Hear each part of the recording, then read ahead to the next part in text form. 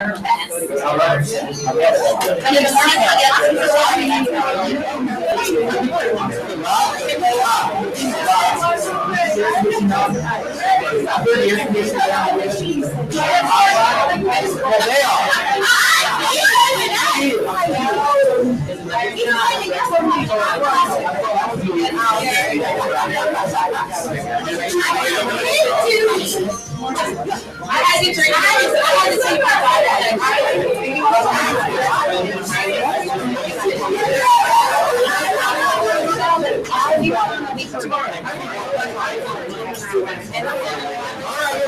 some seats.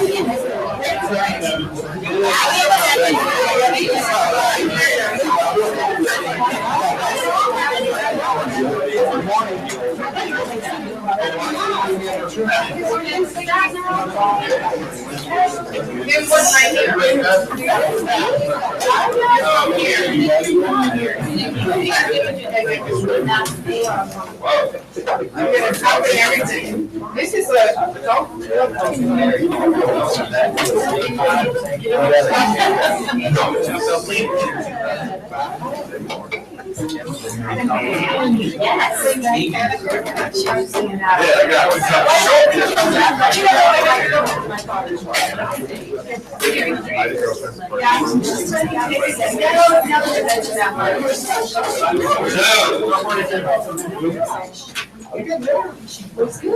Hi, y'all ready to get going? Are you ready to get going? yes. Before we do anything, Linda, would you like to give a little promo? Because I don't know when you're going to need to bust on out of here to go prepare the wonderful food that we're going to be able to bestow upon ourselves. So, Linda Jacobs, why don't you tell us what you got going on today? A beautiful new listing in Windward. Lunch is served by Never Enough Time. Due to previous harassment, it will not be quiche. Chicken salad. Who's the little thing? Never Enough Time. Oh, very good. Whose name is Never Enough Time? We never had enough time. THYME. It is very, very good. It is worth knowing. So I will be doing it. Thank you. Beats the hell out of the quiche you serve. The property is $495. It's a custom designed home. The owners built this home. You'll never see a floor plan like this, and it's beautiful, meticulously maintained. I also have a 1.25 acres, 1 mile from downtown Alpharetta. It's going on MLS tomorrow. The next door neighbors are in their 90s. I'm just saying, you could have 3 acres. Just saying. I'm not saying, but anyway, it's a little country house. I'm not being recorded, am I? That's it. The neighbors are 90? So you might know a good deal on the property next door. All right, so before we get going into the final countdown, let's get old Sandy up here. And Sandy is actually a former neighbor of mine. And I did know, good old Sandy. But here's the deal. Sandy was a neighbor of mine, and we haven't talked in decade, 2 decades, something like that. Long time. Oh, somebody calls my old Terry. He calls my cell mistakenly. I'm like, hey, we ended up talking for a little while. But she's with SR Homes right now, and she is down at Gables and stuff like that. Correct. And so they bought us some nice Chick-fil-A stuff. So let's give her and her partner Lisa. Good morning, everybody. Good morning. We were just mentioning the feel that we got in here this morning and how welcome that we felt. Just in the breakfast room, everybody is just genuinely, it appears to us, excited to be here. And we're assuming it starts at the top. Terry actually sold me my very first home at Old Atlanta Club. And when I was a difficult customer, and he would say, just shut up. No, just kidding. But anyway, it's great to be here. We are here. We are representing, we have 2 communities that we want to talk about. And we are currently at the Gables, at Stony Point, and then we have a brand new community coming up on Old Atlanta Road. And Lisa's going to talk to you about that. We want to also discuss a little bit about what sets us apart from the other builders out there. And we've been listening to agents that are bringing their clients in and what the clients are telling us, what they're seeing out there. SR is one of the few semi-custom builders left. We're seeing that most of the builders now are being restricted with zoning and square footage and amounts that they need to charge for those homes. And as a result, they're building boxes, and the plan is the plan. There's no deviation from that whatsoever. We are not that kind of builder. We are semi-custom. If your client's gonna put us up beside one of the other production builders and basing us on square footage, we will lose every time. We're not in the market to be square footage only. We want to have those custom features in the home. We have a builder that says, if it can be done and it makes sense, let's do it. He also, will make those changes, and if it doesn't cost anything to widen the wall or push a wall out, whatever it is, he's not going to charge the fees that other builders are gonna do. So that's one thing. Other things that we do, we focus on like the finer details of the homes. And again, the square footage is not our priority. SR also has one of the features that drew us to them and really made it stand out too. They have what's called the Fast Forward Commission Program.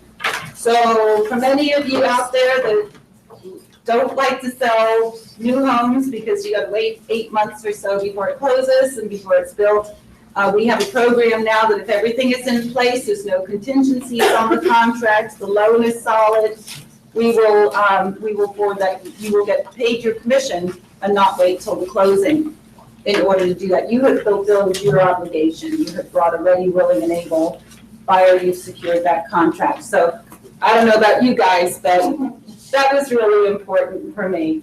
And then I want to share a little bit about how fabulous we are. Now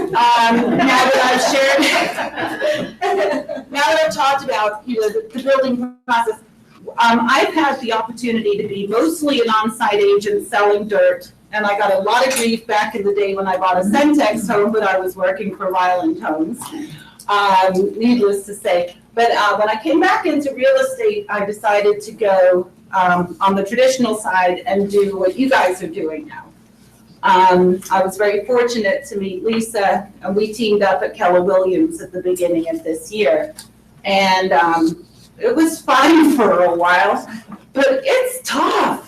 I mean, it's really, really tough. And so now we're on site again, but we've been on both sides. And I just want to share with everybody here, we recognize the difficulty, how much work that you put in, number one, to get a client on the phone, number two, to get them pre-qualified, and miracle of all miracles, get them to actually sign that buyer's agency agreement. So the last thing that you want to do when you walk into a neighborhood or into subdivision is, oh, I'm the hostess, here's your packet, take a look at my lovely model. We work 7 days a week. If I'm not there, Lisa is there, we're always covered, you're always covered, and we want to let you know, because there's a lot of people actually that have not sold new construction before, because they weren't around selling real estate back in the mid-90s when it was booming. And our commitment to you guys is we're there to make you look like rock stars in front of your clients. We will always have your back and recognize and treat you with the utmost respect for you and your clients. And just wanted you to know that. So I guess I've gone over my 5 seconds, Terry. So I'm going to hand you to Lisa because she's going to 2 seconds now. Okay, well, she's going to share a little bit about our communities that we're representing today. We're located at the Gables at Stony Point, and we gave the brochure for that. The community has 78 homes.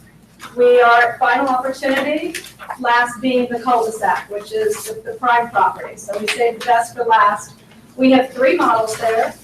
All of our models are 5-bedroom, 4-bath, and 3-car garage. We also have 1 home for 1 site only that will do a master on the main. So a lot of people are asking for that, so we have that also. There's a pool, clubhouse, We have 2 homes that are ready to move in, 2 homes that are in the framing stages, and then 4 homes that your clients can come and build whatever they want. And again, to reiterate what Sandy was saying, when you come to us and we know the buyers, I love that house and I love the 2 stories, but I want a media room. And you're sitting there going, but you said you wanted a 2-story. All you have to do is say to us, we want a media room, and boom, we can put that media room on. So we will help you with your buyers and try and avoid all their options that they want. We'll just get Avoid objections. objections, exactly. So the other, that's in the South Forsyth High School. Our other one is Regency Point. It's coming soon. We're starting a VIP list. It's off Old Atlanta Road, Lambert High School. We are getting a lot of calls on this one. It's a gated community and we have 11 lots. So it's going to be very exclusive. 6 of them are going to be basement, 5 are going to be on slabs. So if you guys have any buyers, please stop by the Gables, and we have the plat maps, everything there. We'll go over everything with your customers. And again, it's also 3 different models. Again, all 5 bedroom, 4 baths, some 4.5, 3-car standard. So, and our standards are also upgrades. Double ovens, stainless steel, real hardwood floors. So that's, really great. So if you guys have any buyers, please bring them to us. And also, we do have a bonus of $1,000 to the selling agent on our 2 homes that are complete and ready to close. If you have any buyers in the mid-5s, they're both on garden view or garden level, they're slabs. But they're sounds better. Oh, they're a garden level home. But we do, we're not putting it on FMLS, we're just, we just want to extend that to you guys, so it is $1,000 selling bonus. And we have a preferred lender, $5,000 at closing.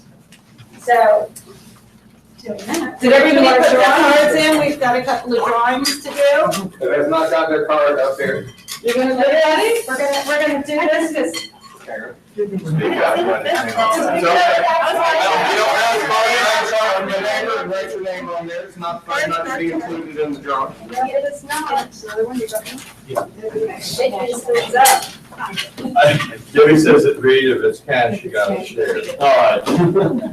I like that. Oh, it's a garden. It's a high, oh hell, it's a slab.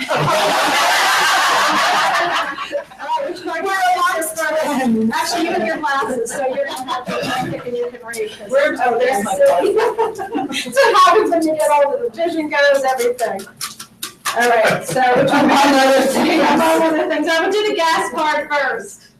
Okay, and the winner is, I'm Back in it! Jim Voucher Home, Jim Bullis.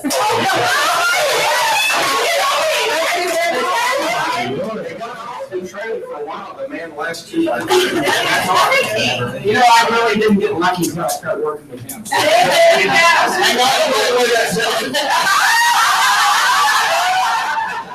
Feeling lucky? Thank you very much. Okay, who has a buyer in the $500,000 range that's looking for new construction? Nobody, so we'll just. You get enough. Okay. Can you read this? Yeah, I can. Kelly Barton.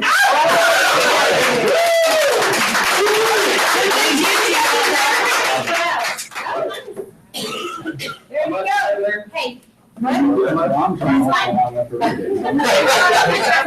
Thank you very much, everybody. We appreciate you letting us come. Thank you.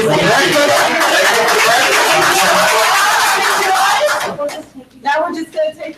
Take a little show on the road. Thank you, everybody, thank you.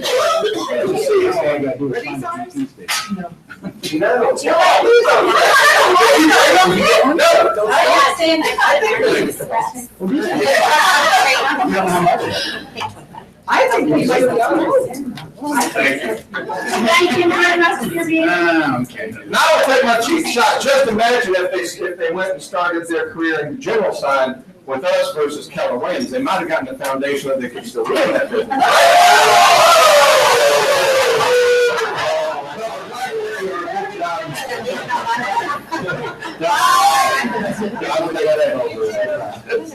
Couldn't resist that moment. All right, so everybody look right here. Actually, it's not right here, but look at this. Mr. Shepherd.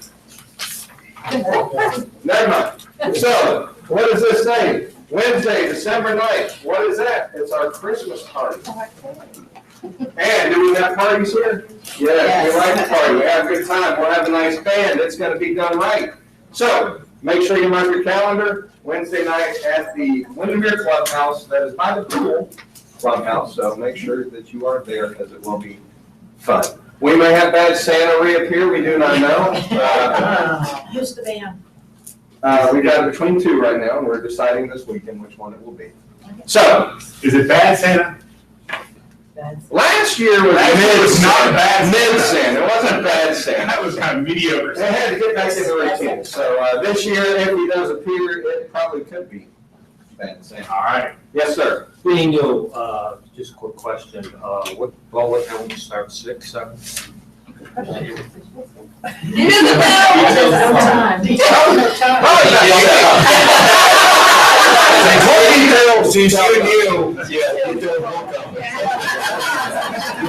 don't like putting a title on it, so I'll be there when I get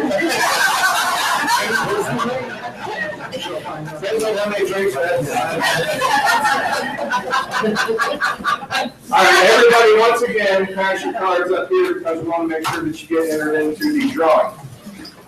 I do want to say this next year, we have Mr. Lewis. Lewis, what are you going to be doing next year? I'll be the president of the 400. He'll be the president of the 400 North.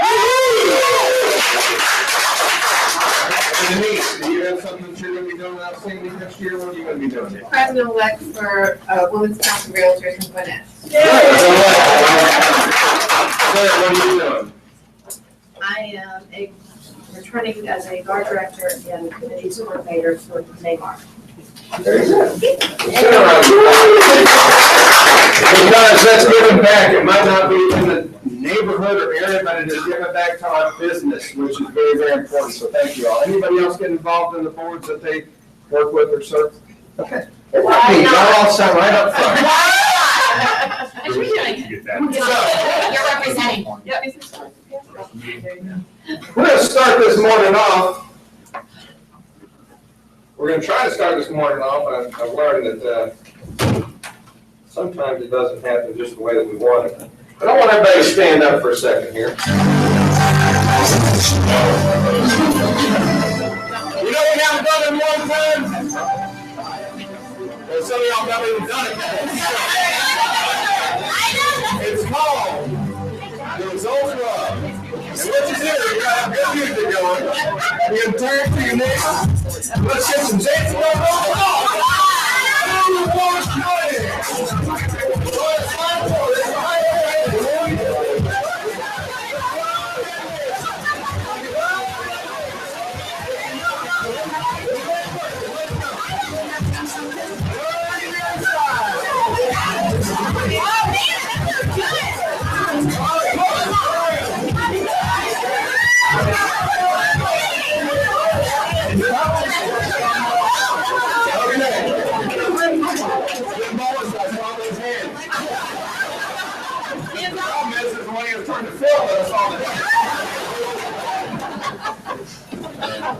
I heard that the other day. I was, you know, we have not done the Results Run in so long. I forgot what I would like to do. And we're going to the final countdown.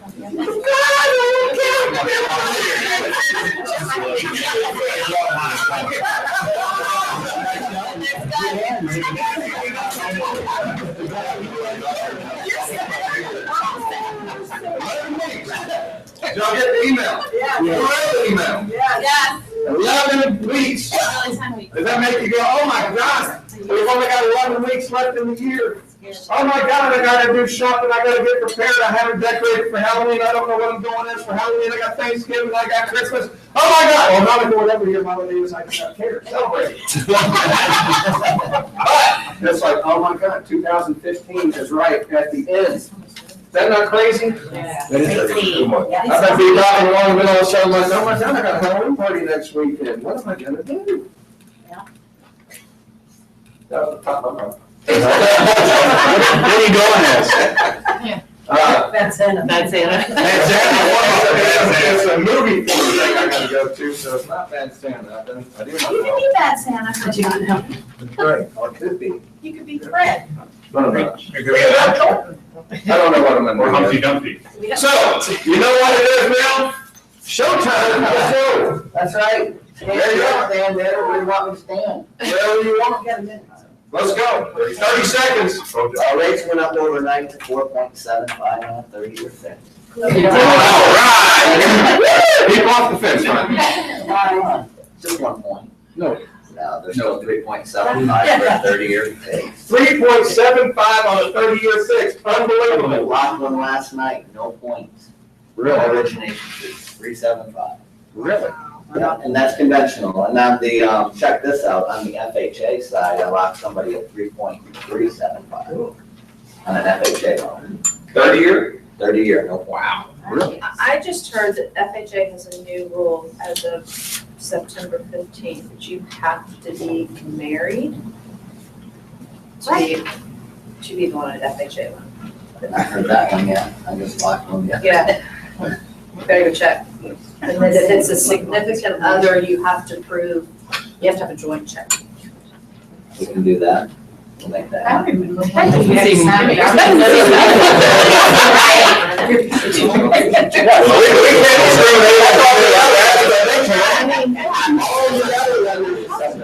Okay.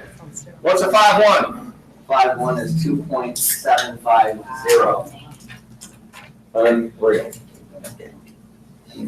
What's a 3-1? 3.1, we don't write 3.1s. What's a 69472? 3.42. All right, anything earth-shattering you can tell us going into the final quarter of the year? Just, make sure the borrowers get their documents in early with TRID. Communicate if there's gonna be any changes to the contract, anything that can cause delays in closing. Just get it out there early as possible.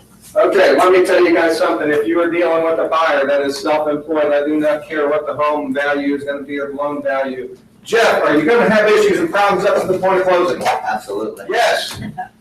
Is that Jeff's problem or fault? It's a problem. You gotta manage through it. But is it Jeff's fault? No.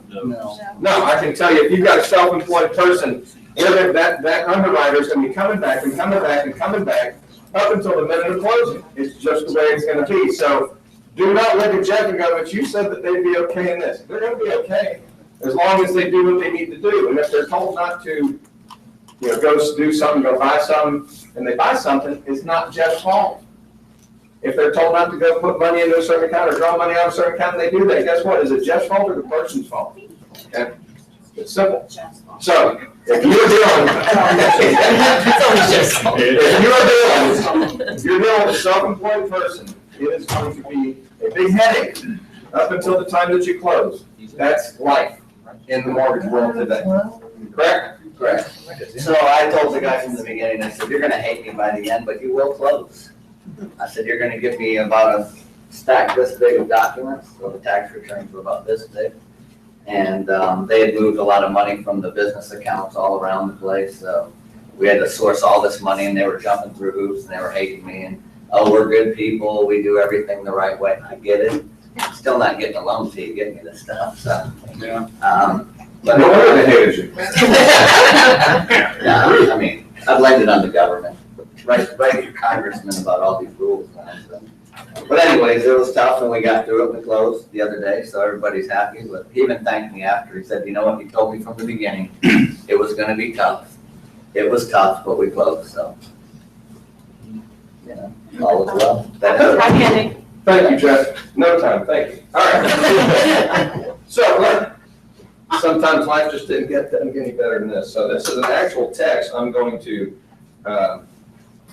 read to you on one of Melissa's closing. So this guy's been out of town, their home was vacant, he comes back and there was a showing yesterday. Well, I was excited that there was a showing, but apparently the back door was left open, the screens were messed up, the people took flyers that he had on his kitchen countertop, threw them in the sink. I'm guessing they were kids. Went into his shower, messed up all of his stuff, rearranged different towels and stuff. The home's vacant, so he's living in the basement right now. Goes down to Florida, comes back up, alternating schedules. So, You can't make this stuff up. Just looked in my shower in my master. Why would they touch my stuff and move it from here to here? WT, you can put in the blanket. Somebody's going to get punched in the effing lip and face. Hopefully they're not all this hard. I said, what's going on? He said, I'm gonna punch that realtor in the throat. Don't you ask me harsh? That's the way this guy is, so I'm just saying. He's laughing today because I couldn't do anything but laugh at him last night at 11:15 when I was talking to him, an angry person. So my point is, life is gonna happen to your clients. That was a pretty wacky one. My point, and I told him I was gonna share this with the group today. When you are showing homes and you have kids, you make sure those parents are keeping those kids tight, because it wasn't the adults that went and did this stuff. It was the kids. And I'm gonna have to go talk to that agent or the broker today to let them know what happened, because now that agent has a very blemished view from this consumer. And all of it is not the agent, it's just the agent did not keep control of that showing. And so I wanted to bring that up to you guys to go, hey, make sure you educate your clients and say, hey, if you got kids, let's make it fun for them, but they need to stay close by, because things will go missing, things will get broken, and you will have a very upset person on your hands. And it's very easy to avoid that, okay? That keys get taken a lot, not this one, not this stuff, yeah. Yeah, keys, that's happened several times. Keys getting taken out of the lockbox and not returned into the lockbox. It's very frustrating. Top it off, this guy's door was locked, so he couldn't get in. There's just everything blew up, but he's going to punch that realtor in the face, and then it's the face, and then punch him in the throat. This guy is a total New York inner city type guy, big, huge bodybuilder. Funny. Good stuff. Moving on. So, we are in the final quarter. Everything's going well. By the way, Kevin, you got anything interesting that has happened in the legal world of closings or real estate contracts? I'm sure you have. Well, just understand that when we send out settlement statements from now on, we have to encrypt it. And the only way we can do that is to send it, make you sign into a separate encryption program, and download the settlement statement. I know that's a pain in the butt, but that's where we are. That's the world we live in. We can't share anything. So, And it's hard to do from your phone. and it's hard to do from your phone. I So, sure that. Has anybody had an experience that they would like to share that put them or their buyers or their sellers into a less than good situation or spot? What? Go ahead, come on. About what? Well, just about what we were saying. We had a listing where some folks came in with their teenager to look at a house. We let them in. Or you let them in. Oh, yeah. We were there. It's Kelly's listing. And the teenager went up into one of the bedrooms that was also a teenager's bedroom, took pictures with her phone, and posted it on Instagram while she was still in the house. The daughter who lives in the house, that was her bedroom, saw her pictures posted on Instagram, told her mom, right then, told her mom, who called us while we were standing there with the people whose daughter had just done that. It was really crazy. And they were very upset that she was posting pictures of her daughter's dresser with personal pictures on it. That's not very much. How did the parents handle that? Interesting. Well, she Which was parents. Your client. They wanted us to say something, and we're like, But then she'll come, and of course, you know who it was. Oh, Yeah. So no more needs of that. yes. anyway, it's just, you just don't think about those things, but just to, So until they happen. just to your point about people wandering around the house if you're not. All right, and I got one more to share with you, and then we'll move on into this. So you're representing a buyer, and the other agent says, we don't want one of the brokers, or whoever says, we don't want one of the brokers to hold the earnest money, we want this attorney to hold the earnest money.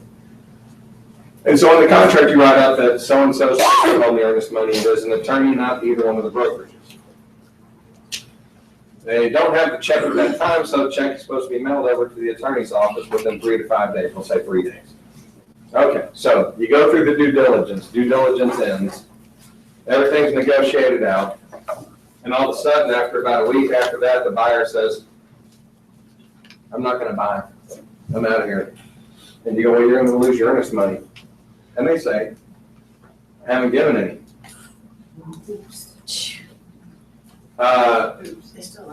We don't have it, right? The attorney doesn't have it because the people never sent it to the attorney. You're beyond due diligence, and the seller wants the earnest money. And they call you because you represent the buyer. And you come to me and I say, we don't have it. Does the attorney's office have it?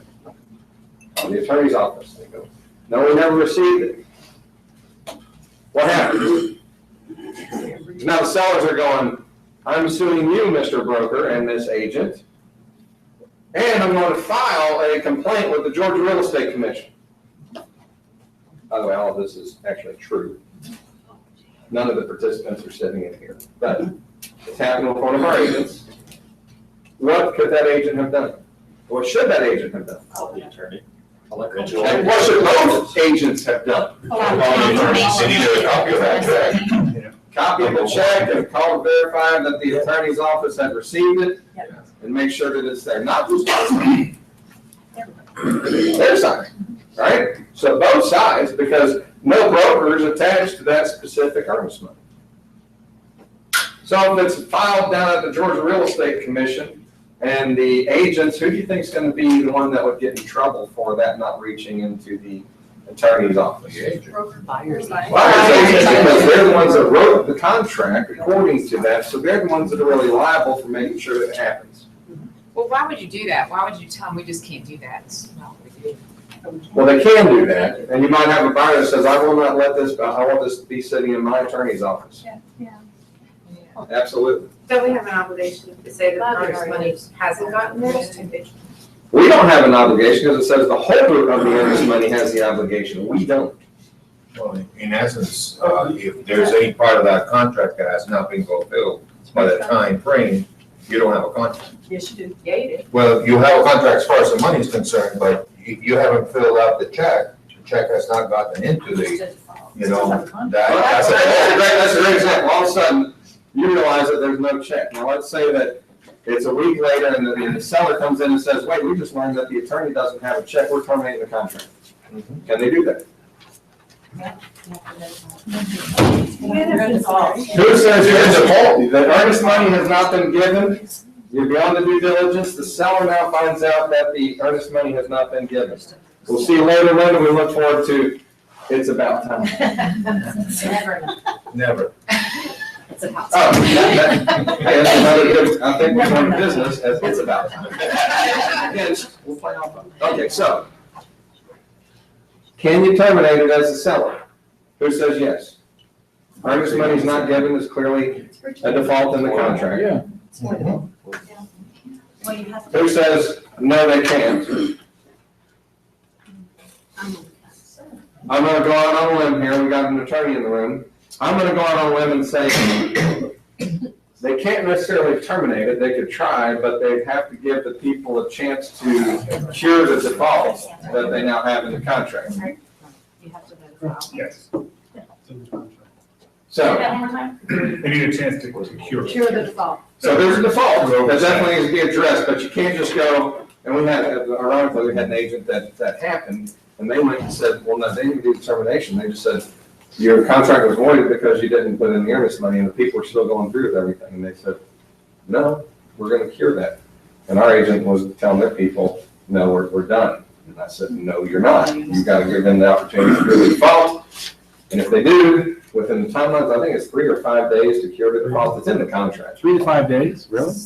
Yeah, 3 days to deliver. 2, 3 days? So in that case, Lewis does not have it, I go, Lewis, we now have it, it needs to be in writing, stating that the buyer did not give the earnest money, and they have X days as noted in the contract to cure the default. So If they if do, the contract still's in play. and if they don't, then the contract can be voided, correct? I wouldn't say it's void, I think you have to terminate. Terminate it, okay. You have to, look, here's the bottom line, you're gonna have to do the paperwork regardless. There's a reason for termination. If they don't pay the money within the days that is in the contract. If you have 3 days, at the 4th day, they are in breach of contract. At the 4th day, they're in breach of contract because they have not fulfilled the obligation of the contract. The seller has the option to terminate if they choose, Correct. because it's not consideration in the agreement. No, but it's consideration. You have 3 days to pay to put the money in, and at the 4th day, you breach your contract. You're not in breach of contract. Seller- You're in default. Default. That's not breach, right? Or is that No, the it's same? same. It's the same thing. You're in default after the But first the seller time. has the option. But the buyer has the option to cure. Right. So you can't, as the seller, just go day 4 where it's terminated. Boom, yeah. You say, you put it in writing, earnest money not received, they now have 3 days to cure the default or contract is terminated. It's an option contract. Right. So that it's the buyer's option to terminate or to proceed. The seller can't. We have to remember, it's the agent's responsibility to make sure that the earnest money is delivered or to notify the holder that it hasn't been delivered too. Because we don't know, sometimes we find out Closing. 27 days after that we don't have earnest money, then that's when the problem starts. Hey, by the way, I want y'all to remember this, when your name is on the contract and you're writing in the dates of when it is theirs, you're always supposed to make sure they have the contract at the time that they write the contract, period. But if you put in there earnest money due after this date, you better be all over that thing because it's your license at risk, and if there's ever anything that goes wrong, you're the one that was in control of that happening or not, period. Okay, so always remember that. Before we get into this, Beth has an exciting notification here.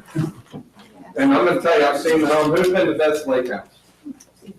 When you hear what the price is now gonna be for the next 2 weeks, I'm considering doing something, but at this price, it is a steal.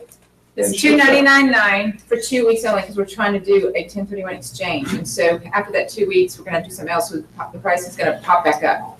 But this house is awesome, has the most amazing lake lot ever, totally renovated dock.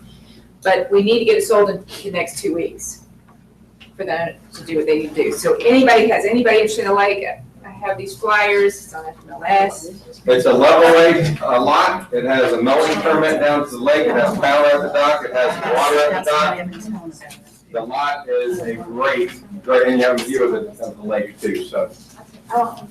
I will tell you, at $299.9, I would go put that out on Facebook today, I'd go blitz it everywhere and say, one of the agents I work with is selling her home, this is a screaming deal, only available for a couple weeks.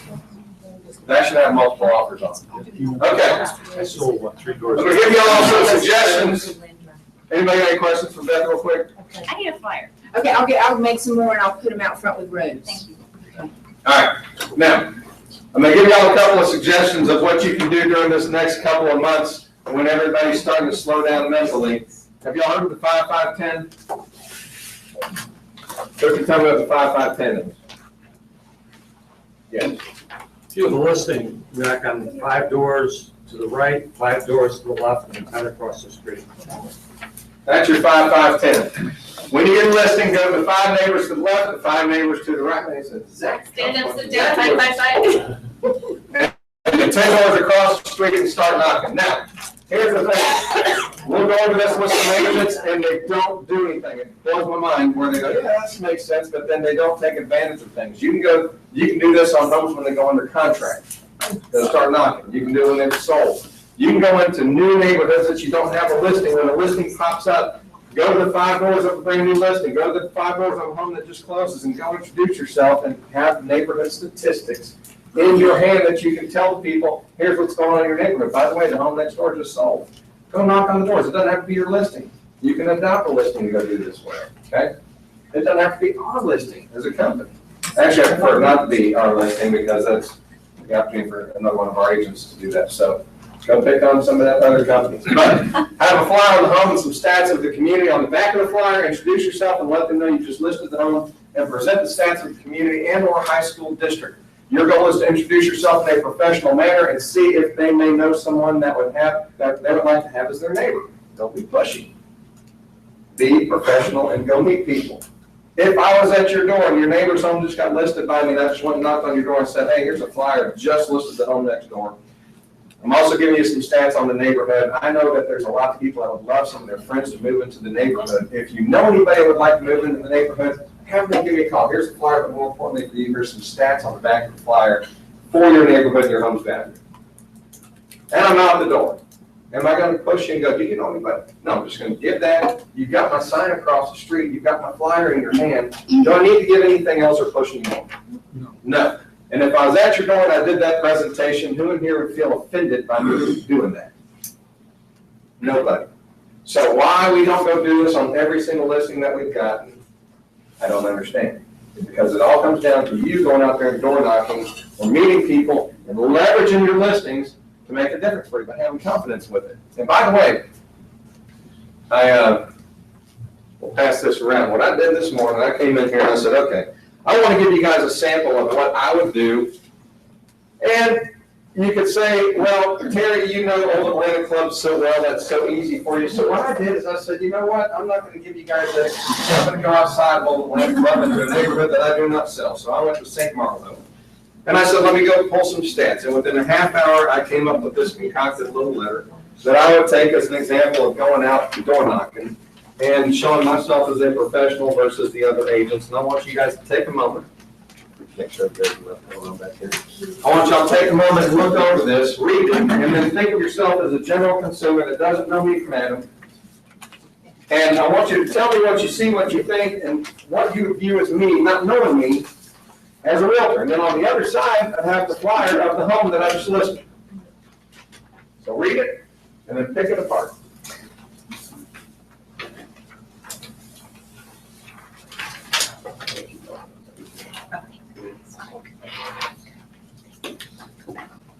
And I will make this announcement. Last week, Hyro got slighted. Didn't you, Hyro? What happened? It had a beautiful, beautiful basket. I mean, it was salivating over it, y'all don't remember. And I gave him the basket, and then somebody in the room had that ticket, and I said, sorry, Hyro, I gotta take that from you. So, do y'all feel bad about that? Yes. I've lost sleep over it. And so, Hyro, I'm going to give you the option. You've got 3 options. Any one is fine with me. You can either have the box of chocolates, a basket of chocolates. That's actually a lot better than the basket of candy that you got. That's in my office.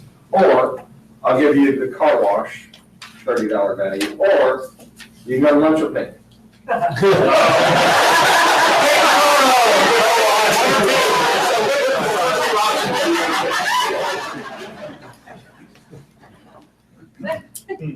You better think about that. Or what? Bruce Chris. Yes. I didn't say you could pick one. Chris Chick-fil-A. Yeah. Man, that's a tough one. You guys should read the. We'll come back to you. Okay. Y'all read the letter. What do you think? Talk to me. You don't know me as an agent. What do you think about the letter that I wrote? Well, I would have my information down at the bottom. I just wanted to finish the By the way, this is from start to finish, 1/2 hour. So it's 30 minutes from start to finish from you going in and looking at the stats of St. Marlowe, coming up with something that I believe is relevant and factual that not a lot of agents bring to the table, and then writing it out like this, 30 minutes, start to finish. I like the fact that it gives the prices because that's all anyone cares about. Yeah. You know, when they see it, you see the low and the high right there. Okay? Yes. Below the prices where you say, given this information, blah, blah, blah, there's a balanced number for supply and demand ratios. I'm not sure if a client would really understand what you're saying. Great. They don't have to understand. They got to look at the stuff and go, you know what? Don't really know what that says, but it sounds pretty good. Think about it. You don't want to understand everything. I'm so damn smart.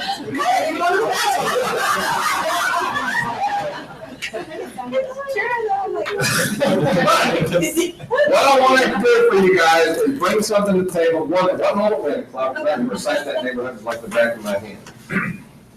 And I went outside into a neighborhood that I really had never sold that much in, that I hadn't really looked at in the last year, and I just wanted to go, what can I kind of point to? I'm going to point this out too. Do people make mistakes? Yes, I made a great mistake this morning in that half-hour time frame. I pulled up the numbers, I pulled up St. Marlowe, and I just put in St. Marlowe. And the numbers, you can see here, there's 44 and 45 sales. When you just put in St. Marlowe, it was 18 sales for 2014 and 13 sales for 2015. Why? Asterisk. Oh, yeah. The asterisk, Oh, when I went and put in the asterisk, because what happened was I went and I looked at the area 221. I said, well, let me see how it's performing compared to the other neighborhoods. And all of a sudden I see all these other sales from St. Marlowe. I go, why did those pop up? And I went back in and I started looking at St. Marlowe Country Club, St. Marlowe Country Club. Ah, It's in the summer STs. no, they were all They were ST. They were. They were all ST, but Marlowe, when you didn't put the asterisk in there, huge difference. So what I want to bring to the table is, hey, even as good as I can be sometimes on pulling different trends and stuff, I would have had a huge mistake had I not double checked the information and got back and said, this doesn't make sense, so therefore there must be something wrong in what I'm putting into the system. So be very careful. You might want to get with somebody else and go, hey, if you have some questionable stats, go get with somebody and go, look this over and see if this makes sense to you, because it doesn't make sense to me, okay? But outside of that, does it flow well? I mean, keep in mind, I just put this together, so don't look at it from grammatical situation, look at it from just the content. And would you view me, is this normal stuff that every agent puts out there? No. No. Okay? Is it salesy? No. No. But I believe this, we as agents, what are the only things that a consumer, general consumer that does not know us, what are the only things that they can measure our successes or why they want to use us? What are the only things they can measure us as? The information that we put out, right? So if you go out there and say, I'm the greatest, I'm the best, then guess what? Anybody else can go out there and say that, right? But not everybody, hardly anybody puts this stuff out. And as a general consumer, I ask you, what do you rate me as an agent that you do not know me from? And how can I be 1 inch better than the other agents? That's the name of the game. So I wanted to put this out there and go, hey, go get a neighborhood. Go duplicate it. There's all interesting trends and stuff. I just focus on one neighborhood. Go start door knocking. Go do the 5-5-10 and go, hey, you know, let me try this. Let me get outside my comfort zone. And let me, for the next 60 to 70 days, just go try this stuff and see what result it has in my world. And if you don't have listings in the neighborhood, go door knocking to go meet people, right? So Reed, do you think you could go, hey, Terry, would you help me in Chattahoochee River Club, wherever you're moving into? Yes. Do you think I'd be willing to sit down with any one of you and sit down and go, let me help you get this page together? Because once you do it once, all you do is go back and duplicate it. And then come to me and go, hey, does this make sense? And then do you think you could take that information, not be pushy, aggressive salesperson, and educate people and go, let me, and by the way, as a consumer, if I knock on your door and I don't sell you anything, and I go, hey, I'm not here to sell you anything, I'm just educating people as to the market conditions, the name is changing out there. My name's Terry Swanson, I'm a Century 21. Here's some information on your neighborhood. By the way, let me ask you a question. Can you tell me what's the number one thing out of all the other neighborhoods, why don't you choose this neighborhood to move into? And then I shut up and listen. That's where you start talking. How many of you could do that? Raise your hand if you think you could do that. If you can't, that's pretty bad. That's just being assertive. Don't go pressure on you. Everybody raise their hand in here. So I'm going to ask you this. Going into the final 60 days, the final 11 weeks, the final 10 weeks, whatever you want to count them as. Take off 2 weeks. Take off Thanksgiving week and take off the 25th through the 31st or the 1st. Take them off. But plan to work your tail off around those 9 weeks that evolve around that. It's not that hard. And let me tell you, when everybody else is checking out of the business, that's when you want to check into it. And if I can help you and go, hey, let's sit down together, let's come up with what your letter is going to be. And get your butt out there and go do it. And you'll be amazed at how many business appointments you can pick up from people that are going to go, even if they go, I'm going to wait until the beginning of the year because I don't want to list during the holidays and you can't overcome that. Great, be the one that you're working with till that time. Because not everybody, I don't care. I will not be able to convince everybody that now is the best time to list. It's fact. But I want to be the person you're working with until they're ready to list. Okay? So, does that make sense? I love this technique, the 5-5-10. It is the easiest thing to go accomplish, and if you don't have a listing, go steal a listing from somebody else and go door knock, because I can guarantee you this. They did. Think about that. Yes. Can I say one thing? A lot of people are not good at, and I'm not saying that you're not, but I'm saying if people are not going to do this, I just know I've been doing this for 23 years, and I got to think, every time I saw this one couple at church or in the neighborhood, I'd say, can I sell your house? Can I sell your house? Can I sell your house? And I would just, it kind of got to be a joke. But when they were ready, they came and I sold them $1 million house.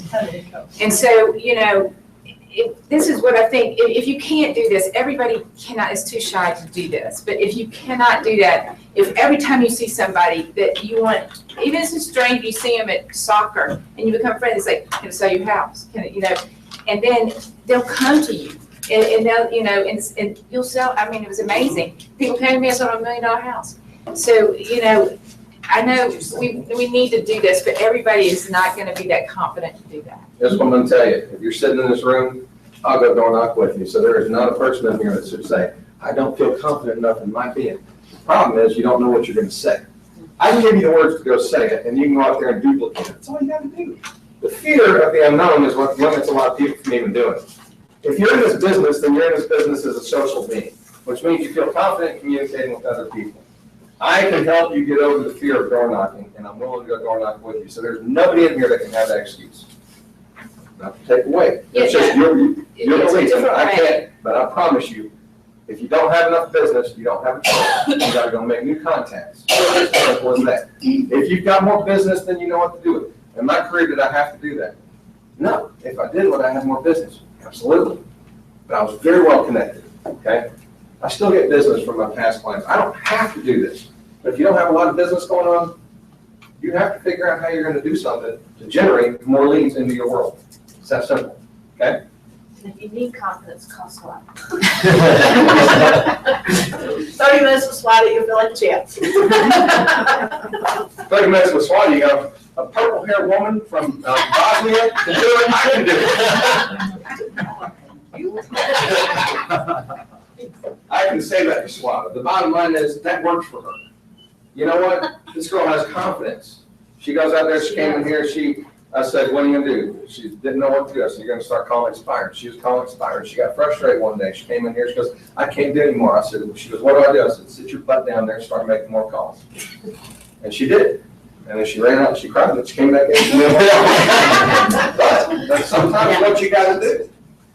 And by the way, Swati was at a point that she was actually gonna go get a job and apply for Costco. And she called me, she said, I'm really kind of perplexed. I don't know what to do. Been working really hard for 3 months. It's very frustrating in this business to work 3 months and not have one check come in as a result of the effort that you're doing. If that happens to you, get with us because you're probably just missing an adjustment there if you're truly working that full-time type hours. But she came in, she said, what should I do? And I said, you're just gonna have to get more into real estate. I don't care. You cannot do that job. And she did. And within the next 30 days, things broke for her. And she called me and she said, I'm so glad you talked me out of doing that. True? Yes, yes. And I am volunteering myself. If anybody wants to go door knocking Saturday, Friday, whatever day is, call me. I'll be with you. Okay. It might not be the best, but we can figure it out together. You know, I've been knocking on 25 doors. You're pretty much going to come across one person that knows somebody or they themselves will be moving in the next 6 months. Those are the numbers that we've had. Whenever we have agents go out and 25 doors, miraculously in those 25 doors, they have one person that they've talked with, that they've met, that they had some good accord with, that it starts to work. And then the question is, do they follow up with them or do they let it go? And then do they go out the next weekend and go knock on 25 doors? Never knock on more than 25 doors. It is laborious. It is time consuming. I'm being real. So segment the neighborhood off in 25 doors at a time, not talking to 25 people, just going door knocking on 25 doors. If they're not home, leave a card in there that has your information with the stats and stuff, but that's good enough. Okay. Another thing, get some stats and call your friends. Simple. Friends like helping friends. If their friends are professional and know their stuff. Nobody likes helping someone that is not prepared, does not know the market, and is bombarding them with help me messages. Be the consultant, be the professional, let your friends know what and how you do. I can't tell you how many people that have come through here and they get mad because their friends listed with somebody else. And then they go talk to their friends and go, well, I didn't think you really did real estate that much. I didn't know that you were a full-time agent. Like, your friends didn't know what you do and how hard you work. Well, I want to keep my friends and I'll sell other people. What? You'd rather let your friends deal with somebody that's a knucklehead that's out there to get their money versus you that can protect them? Think about it. It's true. And all we do is we battle the human psychology in here. I don't want to do that because I don't want to be a pushy, aggressive salesperson, my friends, because I do not like that.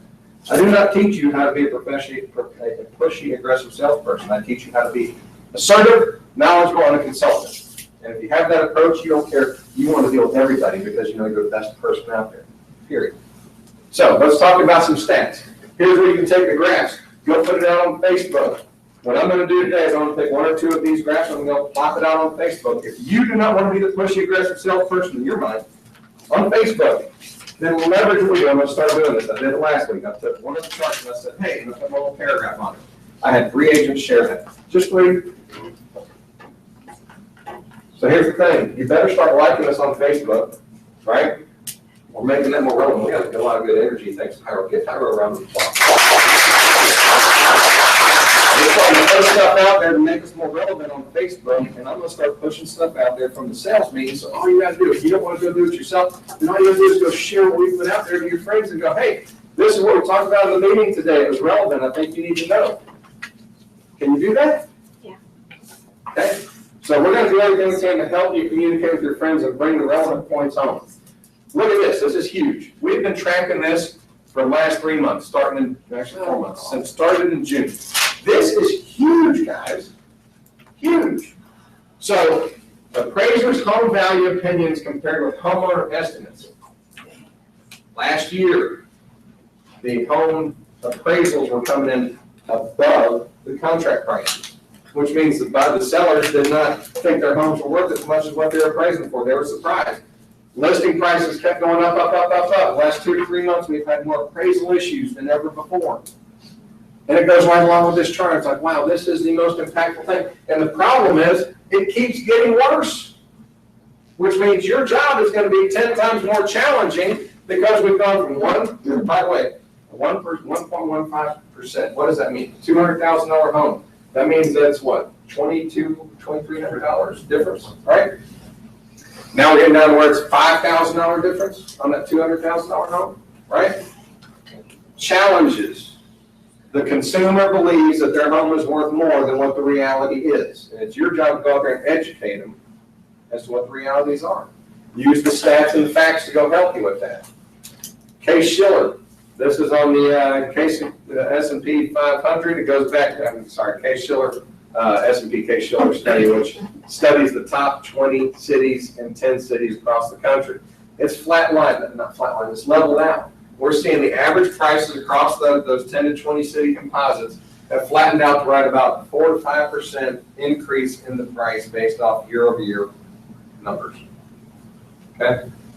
That's good. 4 to 5% increase is healthy, it's good, but it's not the 12 to 13% we're getting in 2013. And here's your 20 city composite, 4.9%, 4.9%, 5.5. If that drops down to 3.5, is that still good? Yeah. Yes. These are increases over last year's numbers in average price in the 20 city composite, which Atlanta is in. And then I'm going to end it on this. Your distressed properties keep going lower and lower and lower. By the way, Sarah, we were talking about it. What did you say? Investors, your mainstream investors. This is not a good market for investing. It is not the best market for investing right now. And part of the problem is the distressed property sales have dropped from a high of 35% in 2012. 2.5 years have gone by, we're down to 7%. This is one of the charts I'm going to send out today. The other one I'm going to send out is going to be on the appraisal differences. I think those are the 2 big things that we start really blasting out there at people. 1, the deals and the steals are pretty much gone. Get with it, deal with it as a buyer. 2, the appraisal difference, that's huge. We need to be educating the people out there. So I hope that you'll take those and take the opportunity from us pushing it out there so you won't have to feel like you're too pushy, and you can keep Facebook, but push it out there and share it with your friends from us. Okay? Any questions? Yes? I haven't had the appraisal issue come up yet, but I remember when Scott Murphy was in here, he was saying that if you have a buyer willing to pay a price and a seller willing to sell a price, and then the appraisal comes back short, how has that played out? And once in the office y'all dealt with, have they been able to sell them for that price, or what happens? It's all negotiation at that point in time, so you gotta renegotiate the deal. Some sellers will be in a spot that they have to go down to that price and accept it. Most buyers don't want to pay above the appraised value, feel like they're overpaying.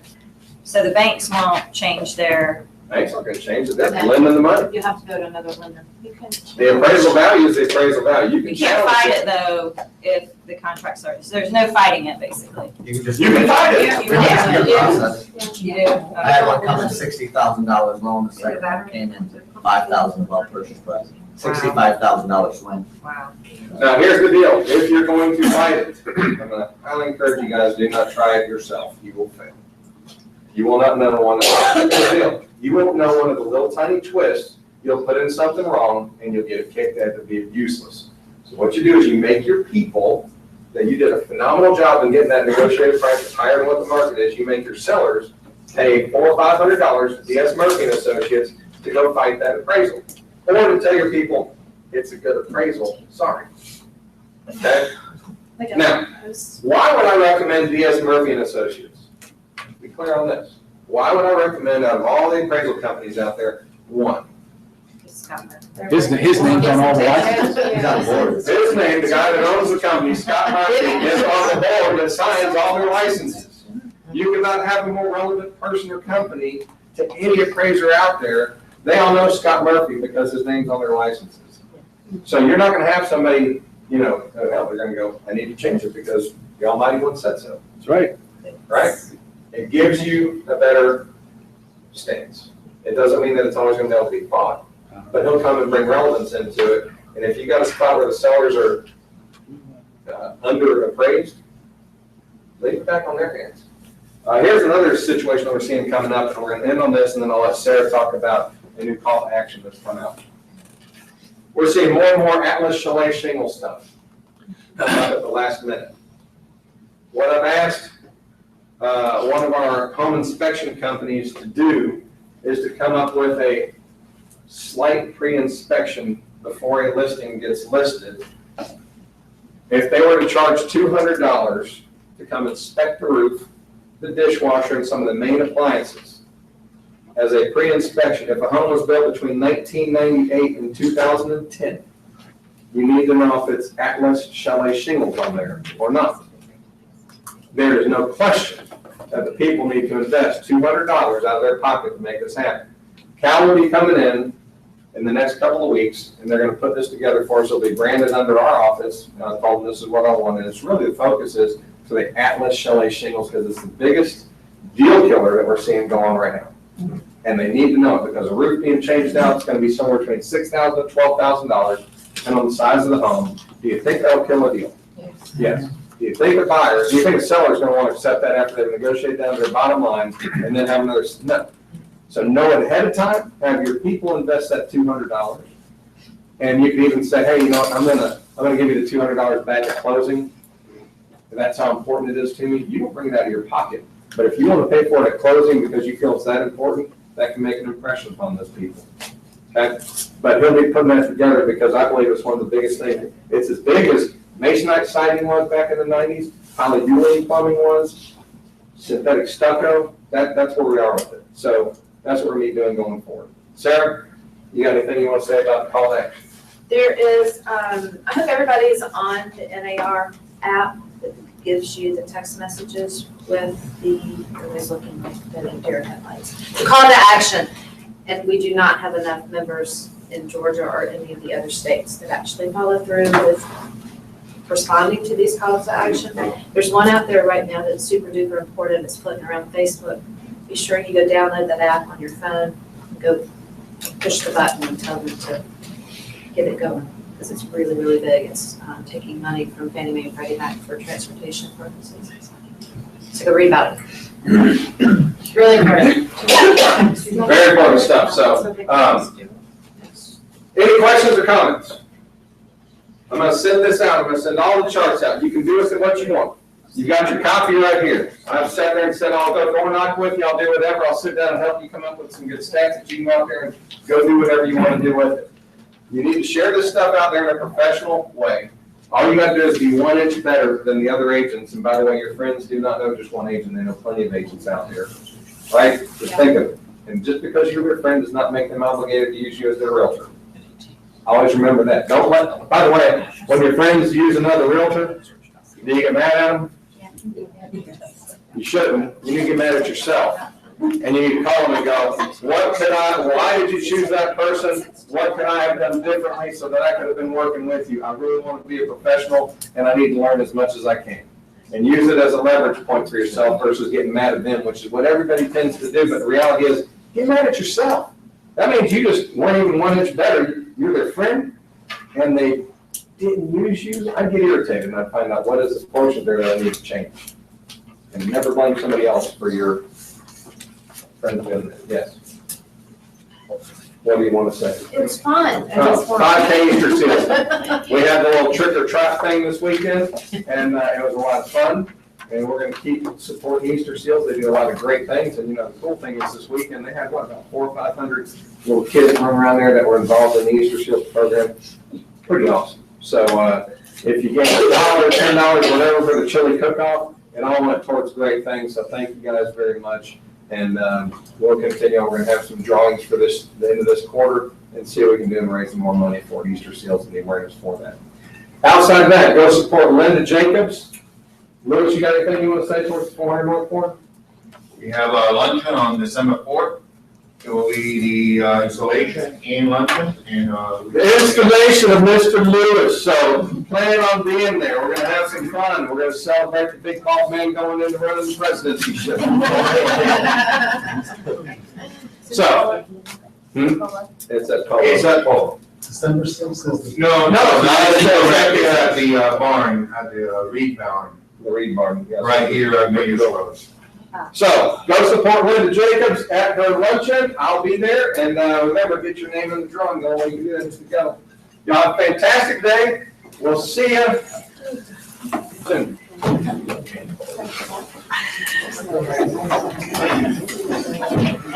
What should you